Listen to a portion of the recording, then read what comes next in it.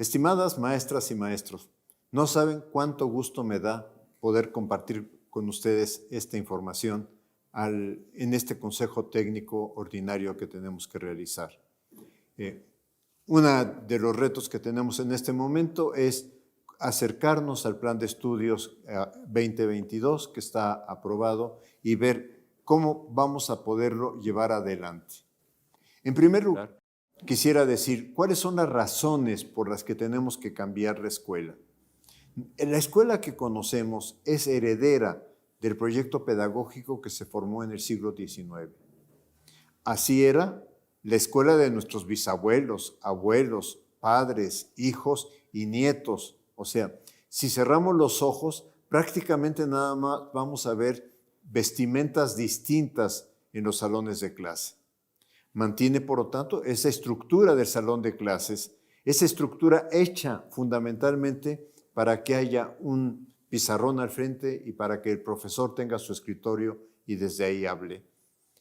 Insiste en un plan de estudios organizados por materias, un plan de estudios que todos conocemos porque así lo llevamos, donde se respetan los contenidos, donde la lógica de la disciplina es muy importante, pero sobre todo que hay dificultades para aprender los temas, porque estos temas, en estricto sentido, no se vinculan con la realidad. ¿Por qué queremos una escuela diferente? Por razones compensatorias. La investigación muestra una distancia entre contenidos escolares y la realidad social y cultural de los alumnos. El cambio es el principio de avanzar hacia una escuela justa, compensatoria, crítica, emancipadora. Quienes no están en la escuela, quienes han huido de la escuela, quienes decidieron no seguir en la escuela, fueron fundamentalmente porque la escuela los expulsó, porque el sistema educativo los expulsó al no reconocer su potencial y de alguna manera están fuera porque se castigaron sus debilidades para poder acoplarse a lo que la escuela se supone que tiene que lograr. También tenemos que cambiar por una serie de razones pedagógicas y didácticas. Existe un debate pedagógico nacional e internacional muy vivo, muy significativo, y podríamos decir que este plan de estudios es la primera ocasión en que retoma a fondo temas pedagógicos, porque en el siglo XX la psicología desplazó a la didáctica. La psicología logró explicaciones sobre procesos de aprendizaje, y estos son importantes, pero se desplazó el entender cuáles son los procesos y cuáles son los procesos de formación que tiene que tener la escuela. También estamos buscando romper con las lógicas que siguieron otros cambios curriculares en donde se seguían las pautas que los organismos internacionales establecen a través de sus investigaciones. Pautas que tienen sus fundamentos, pero que reconozcamos son inadecuadas para el caso mexicano. El proyecto que estamos presentando constituye una propuesta de mayor profundidad a la impulsada por Torres Bodet en los años 60 del siglo pasado. Todos reconocemos el plan de estudios de 11 años, el plan de estudios por áreas de conocimiento, no por materias, los libros de texto gratuito, el desayuno escolar. En todos estos temas, México en ese momento fue un referente en América Latina. Y de alguna manera, con este proyecto curricular, buscamos que vuelva a ser un referente. Y también porque necesitamos romper con el proyecto de formar para la unidad nacional, que supone que hay una mexicanidad y que al mismo tiempo desconoce, descalifica las diversas formas de ser mexicano, las diversas culturas que forman identidades mexicanas en un sentido amplio. Transformar este plan de estudios reconoce que nosotros los docentes somos profesionales de la formación y del aprendizaje y que como todos profesional tenemos autonomía que de hecho hemos ejercido para trabajar con nuestros estudiantes y capacidad de tomar decisiones fundamentadas sobre aquello que hacemos con los estudiantes. El plan de estudios instaura, y este es un elemento central, una vinculación escuela, comunidad, territorio. Reconoce que cada escuela es única, que no hay dos escuelas iguales, que cada escuela tiene sus circunstancias y sus procesos y sus problemas. En ese sentido, la escuela está en un contexto específico. Que la escuela requiere vincularse de otra manera con la comunidad para impulsar sus valores, para analizarlos críticamente en algún momento en que estos valores de la comunidad se contradigan lo que nosotros estamos buscando de una buena democracia, de un buen ciudadano. La escuela abierta a lo que es más allá de sus bardas, porque si bien las bardas fueron creadas para proteger a los niños, hoy también las bardas están hechas para cerrar que la realidad entre y también invada el trabajo de la escuela.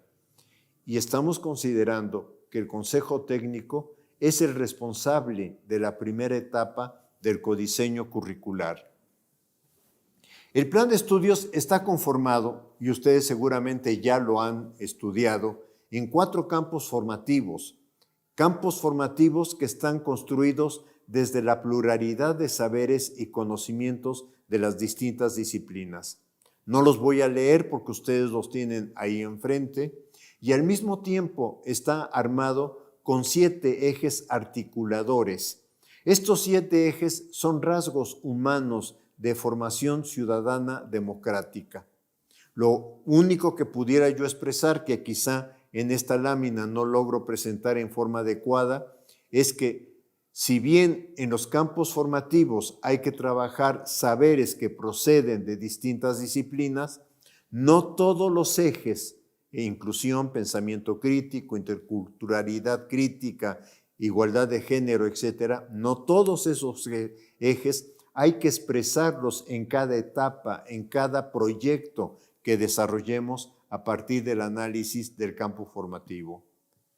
Necesitamos también transformar nuestro concepto de alumno y de alumna. Esto es, ayudar a que se rompa el rol que históricamente el niño, la niña, el adolescente asume en la escuela. ¿Cuál es ese rol? Todos lo conocemos. Escuchar la clase y tomar apuntes. Escuchar al profesor y estudiar solamente aquello que él considera que va a formar parte del examen o de la calificación. Hacer ejercicios, llenar planas, trabajar el libro de texto según lo determine el docente. ¿Qué es lo que nos ha faltado? ¿Cuál ha sido el gran error de nuestra escuela? No ayudar al alumno a que se pregunte qué quiere aprender. El aprendizaje tiene que ser algo de él, no incluso de que hablemos de motivación, no. El aprendizaje tiene que responder a ¿para qué quiero aprender algo? Y esto va a llevar muchísimo esfuerzo de nosotros y de las familias, por supuesto, y de la sociedad para que el alumno empiece a preguntarse ¿qué quiero aprender? Y entonces esto ayudará a que no trabajen solo por aquello que se califica en la escuela. Necesitamos transformar el concepto evaluación, calificación, evaluación formativa. Yo diría que en México y en el mundo se confunde evaluación con calificación y se considera que la evaluación sumativa y que los portafolios de evidencias y que las rúbricas y que todo esto hacen la evaluación. Yo diría, hagamos una distinción clara que el plan de estudios establece. La calificación clasifica, no ayuda a mejorar. Los números o las mediciones que se hacen en las pruebas estandarizadas no logran reflejar lo complejo de un proceso como es el aprendizaje. ¿Qué es la calificación? El resultado de presentar determinadas evidencias necesarias. Pueden ser tareas, ejercicios, reporte de proyecto o en secundaria el reporte de un laboratorio, exámenes periódicos murales, representaciones en la comunidad o cualquier otra actividad que podamos considerar que refleja el aprendizaje. La calificación es una necesidad del sistema educativo. No surgió, y esto me parece muy importante insistirlo, surgió en el siglo XIX, cuando se establecieron los sistemas nacionales de educación, pero no surgió ni desde la pedagogía ni desde la didáctica. Este es un tema que tenemos que trabajar con cierto cuidado. Tenemos que buscar cómo logramos establecer una evaluación formativa. Yo aquí sigo mucho la didáctica francesa y en ella se plantea que la finalidad de la evaluación formativa es retroalimentar. Pero una cosa muy importante, que el punto de partida es que el sujeto logre autorreflexionar sobre lo que está haciendo, autoanalizarse. El riesgo de la evaluación formativa es rigidizarla, porque al rigidizarla, al ponerle formatos, lo que vamos a hacer es impedir que fluya. Por eso el autor que estoy siguiendo, Scallon, propone impulsar mecanismos informales. Y esto va a ser un reto para ustedes, porque son ustedes los que tienen que construir con sus alumnos esos mecanismos informales. Por eso buscamos evitar una sobrecarga de acciones para realizarla. Evitar sanciones a partir de lo que el estudiante diga como evaluación formativa. Y por eso la evaluación formativa, como criterio que plantea este autor, necesita asumir una dimensión personal. Necesitamos un tema que va a ser complicadísimo, pero que tenemos que empezar a trabajar en él, que es cómo avanzar en colaborar en que los padres de familia, los tutores y la sociedad empiecen a considerar de otra manera lo que tiene que hacer la escuela. La relación escuela-comunidad-territorio involucra a los padres de familia. Los padres de familia y tutores ingresaron a la escuela en la pandemia. Ahora cuidemos que no se retiren de la escuela, que sigan apoyando.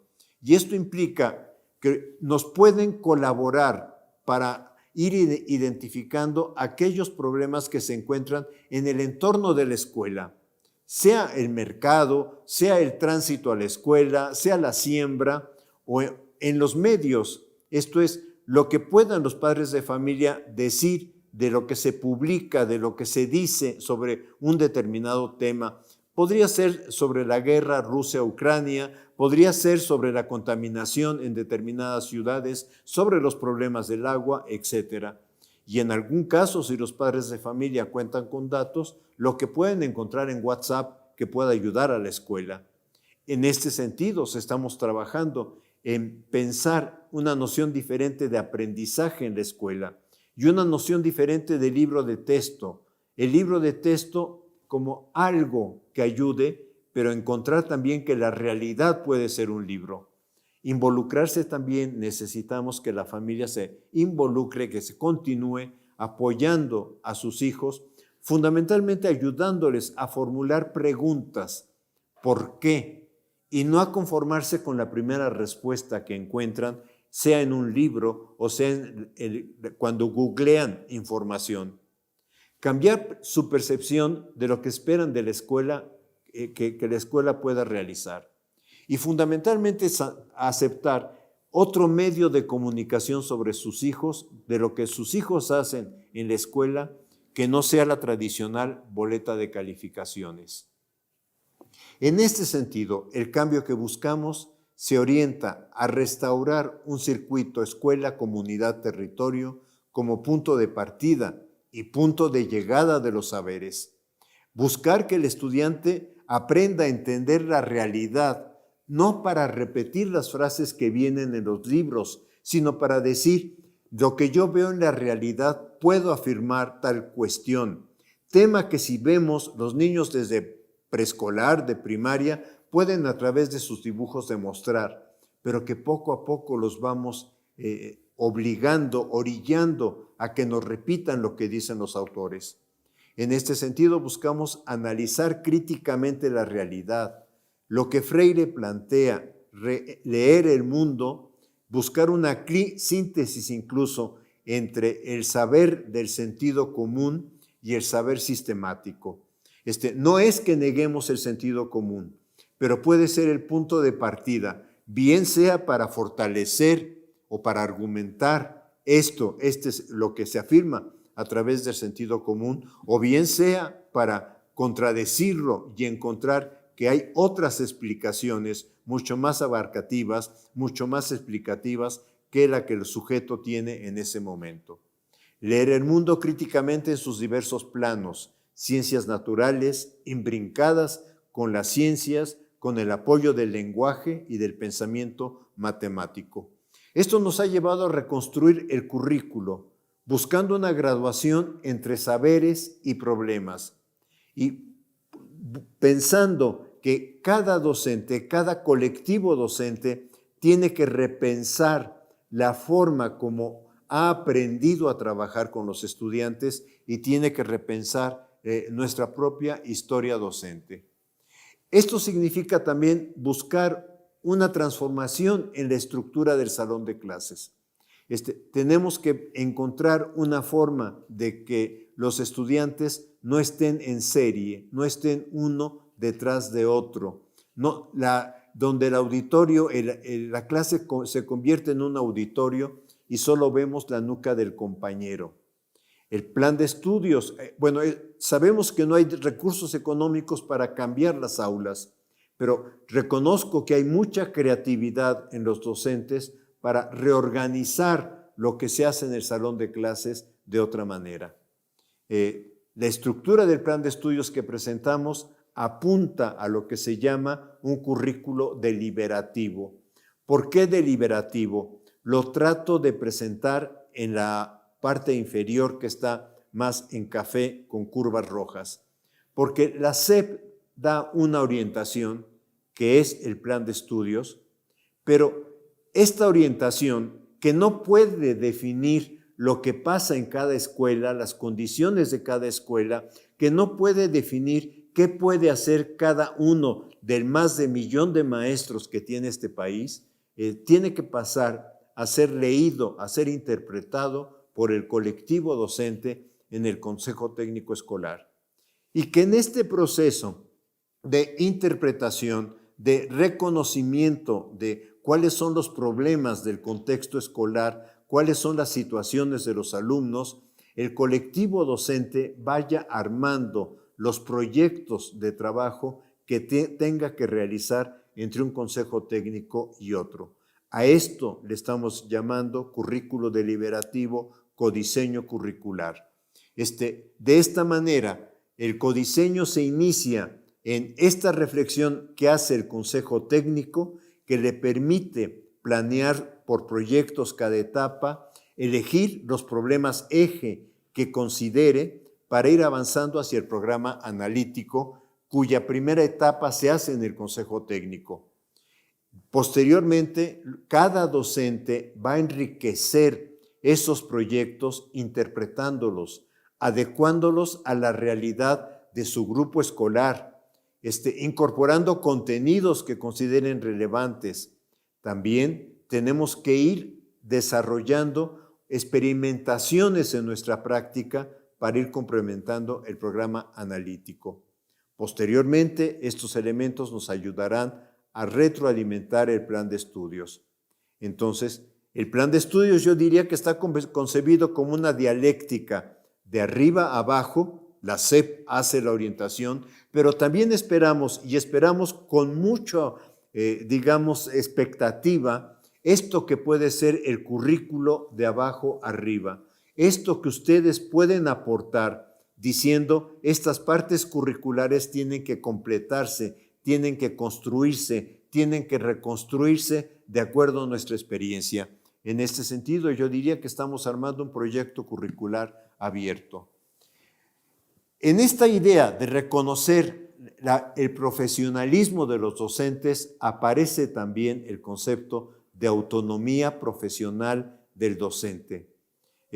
Quiero decir una cosa, cuando un cirujano entra a un quirófano, no encuentra una lista que diga, si usted va a hacer una cirugía del aparato digestivo, los pasos que tiene que seguir son estos. Pero si enfrente dice, si va a hacer la cirugía de corazón, los pasos a seguir son estos. El cirujano tiene autonomía para tomar decisiones y esto es lo que queremos reconocer en el trabajo colectivo del Consejo Técnico Escolar, en la academia de docentes o en lo que realicen los docentes, para que puedan analizar y discutir los temas que consideren fundamentales del plan de estudios, para que puedan discutir también cuál es el contexto de su comunidad donde está la escuela y qué retos tiene que afrontar, porque no necesariamente todo lo que rodea la escuela, hablemos de alcoholismo, hablemos de drogas, hablemos de otro tipo de situaciones de la escuela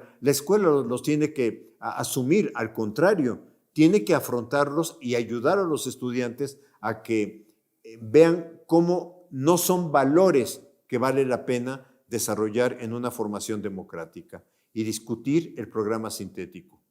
En este programa colectivo del Consejo Técnico se inicia el codiseño curricular, que es la primera etapa del programa analítico. Esto es, el Consejo Técnico selecciona en sus discusiones los temas relevantes que afectan a la comunidad y analiza cómo los puede vincular con el programa sintético. Y de ahí elige o sugiere algunos proyectos viables a realizar entre un consejo técnico y el siguiente. En su caso también puede reordenar los contenidos e incluso estamos pensando que puede integrar otros contenidos que emerjan del contexto donde está la escuela al programa sintético. Muy claramente lo entendemos con las comunidades que tienen una lengua originaria, pero no solamente se circunscribe a estas situaciones. El Consejo Técnico posteriormente, en un siguiente consejo, tendrá que analizar, valorar lo que se pudo realizar, los problemas y dificultades del trabajo que enfrentaron y de alguna manera proyectar el trabajo para el siguiente Consejo Técnico. Ya con estos elementos, el docente requiere completar el codiseño curricular en función de las condiciones de su grupo escolar. En este sentido, pensamos, al docente le corresponde hacer la planeación de su secuencia didáctica e integrar en esta secuencia algunas ideas para la evaluación formativa y lo que estoy denominando aquí los entregables para la calificación. Este es un intento de diagramar lo que estamos pensando en este momento para la tercera fase, que como ustedes saben es primero y segundo de primaria. Es, por una parte, en la parte inferior de este arbolito se encuentran algunos problemas, no los problemas, en esto quiero enfatizar, algunos problemas que nosotros estamos pensando como ejemplificación de lo que puede tomar como base el trabajo que van a hacer ustedes en el Consejo Técnico, que puede ser de la familia, de salud y alimentación, de violencia o paz, el cambio climático, el agua, la violencia, los derechos, pero insisto, son ejemplos, no son los problemas, y en esto sí quisiera ser enfático.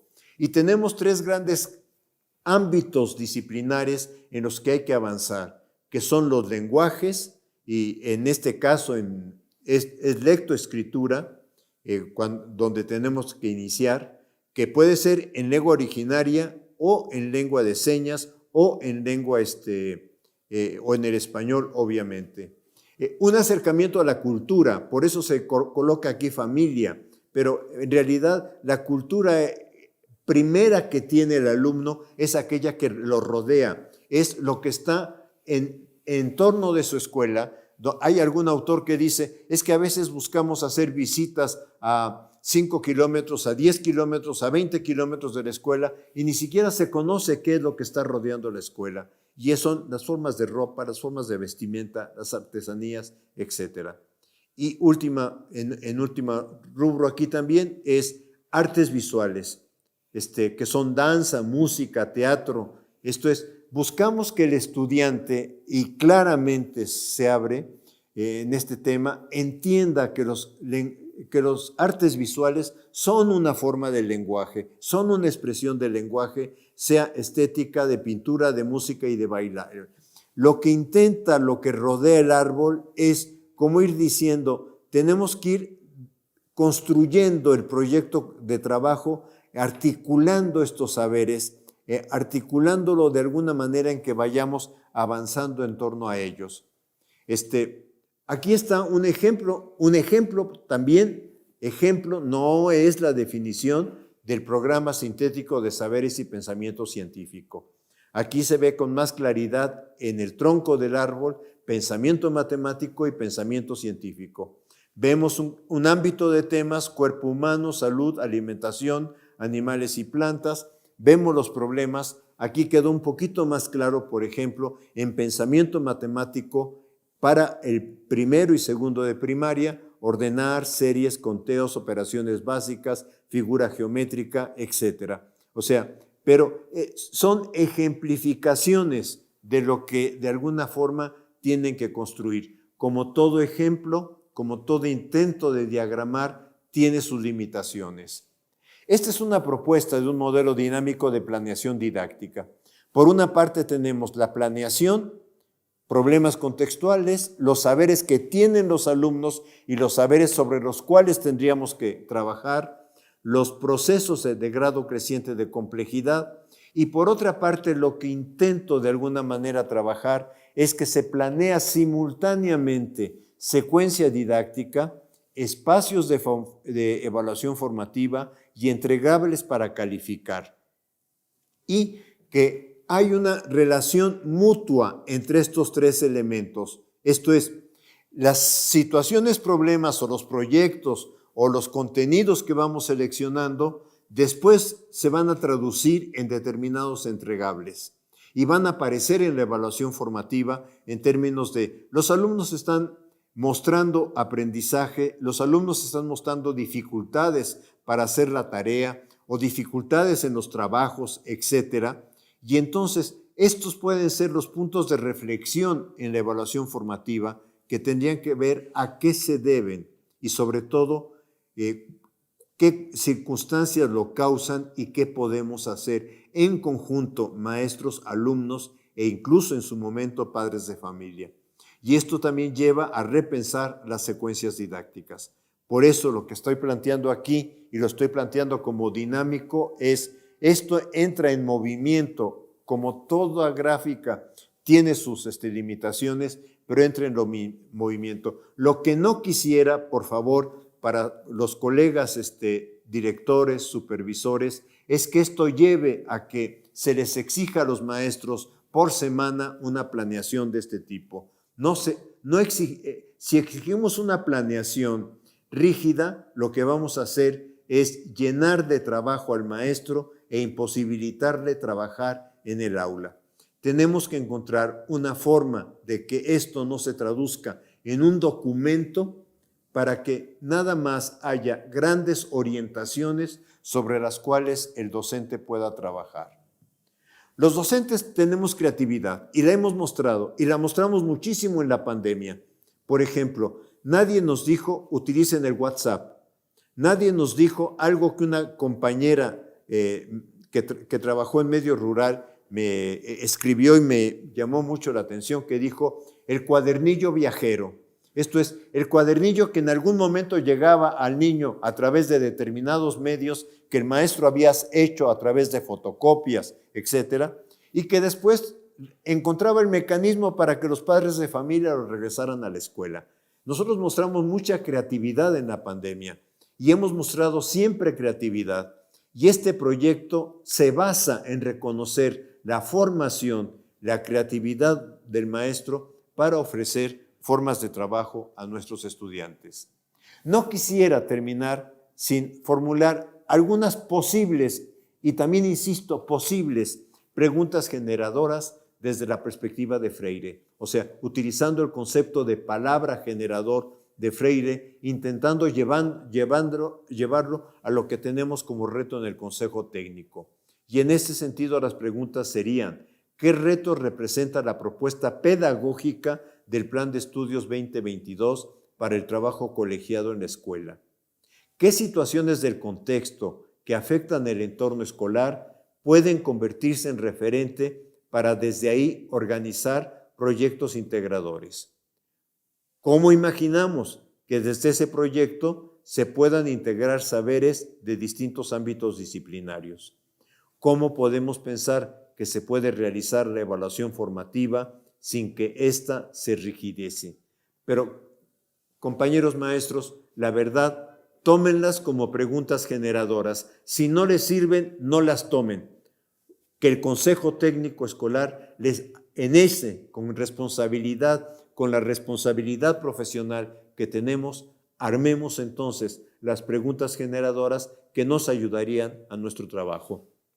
Solo me queda agradecerles y esperar que esta pequeña intervención con ustedes haya sido de su interés. Muchas gracias.